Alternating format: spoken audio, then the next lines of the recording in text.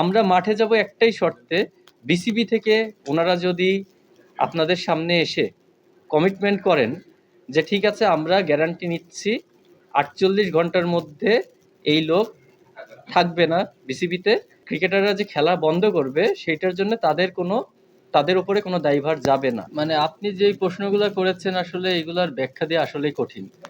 আর জিনিসগুলো কিভাবে হচ্ছে আপনারাও জানেন, আমরাও জানি। আমার মনে হয় না এটা নিয়ে আসলে খুব বেশি কথা বলার আছে। আমরা ভালো ক্রিকেট খেলি নাই, এই জন্য ওয়ার্ল্ড চ্যাম্পিয়নও তো হই। আমাদের কোনো ট্রফি নাই, সবই সত্যি। কিন্তু আজকে বাংলাদেশ ক্রিকেট যতটুকু এসেছে, আমরা যতটুকু খেলেছি এতটুকুর কারণেই এসেছে। প্লেয়ারদের মধ্যে সবার একটা ডিসকাশন হয়েছে, সেটা হচ্ছে কালকে রাত থেকে বিভিন্ন সময় শুধু প্রসিডিওর কথা ওয়ার্ডটা খুব শুনতেছি। তো একটা পর্যায়ে এসে ওনারা ওএসডি করতে চেয়েছিল, বাট সেটা আমরা অ্যাকসেপ্ট করি নাই। তারপরে ওনার জন্য 48 ঘন্টা সময় চেয়েছিল। 48 ঘন্টা তাদের প্রসিডিওর অনুযায়ী 48 ঘন্টা নাকি সময় লাগবে। তো আমি প্লেয়ারদের সঙ্গে আলোচনা করেছি। আলোচনা করার পরে আমাদের কোশ্চেনটা হচ্ছে 48 ঘন্টা পরে যদি উনি এখান থেকে রিজাইন না করেন, তারপরেও তো আমাদের খেলা বন্ধ করতে হচ্ছে। ওনারা এখন রিকোয়েস্ট করতেছে আমাদের খেলতে। আমরা যদি মাঠে আজকে ধরেন আমাদের প্রতিবাদ স্বরূপ প্রথম ম্যাচ আমরা ক্লোজ করলাম, প্রথম ম্যাচ আর হবে না।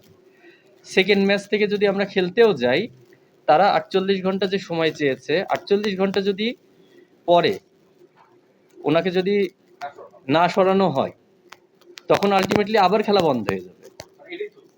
জিনিসটা হ্যাঁ, আবার খেলা বন্ধ হয়ে যাবে।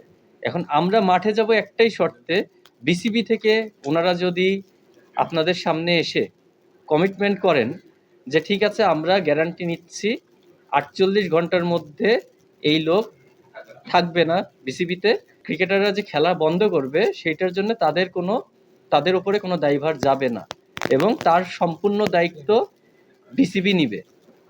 এই শর্তে আমরা আবার মাঠে ফিরতে পারি।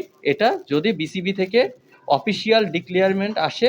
আমরা এইটা নিয়ে অলরেডি তাদের সাথে যোগাযোগ করেছি, কিন্তু আমাদেরকে কোনো ধরনের নিশ্চয়তা পাইনি। প্রথম ম্যাচটা যেটা ক্যান্সেল হলো, আমি জানি না সেকেন্ড ম্যাচটা হবে কি না, কিন্তু আমাদের বোর্ডের কাছে রিকোয়েস্ট থাকবে আজকে যে দর্শকরা টিকিট কেটে এসেছেন, এইটার তো ডেফিনেটলি কোনো এক সময় কাভার করা হবে। সেই সময় যেন ওনারা ফ্রি খেলাটা দেখতে পারেন, আজকের টিকিট ইউজ করে যেন এই খেলাটা দেখতে পারেন, সেটাও আমাদের একটা শর্ত ছিল। তারপরে আমাদের কাছে কোনো অফিসিয়াল কোনো অ্যান্সার আসেনি। আমাদের কাছে অফিসিয়াল অ্যান্সার আসলে আমরা আপনাদেরকে ডেফিনেটলি সাথে সাথে জানাবো। গুড লাক পেনের সফট অয়েল বেসড ইঙ্ক দেয় নিখুঁত লেখার আত্মবিশ্বাস। Good luck pen, make your lakh.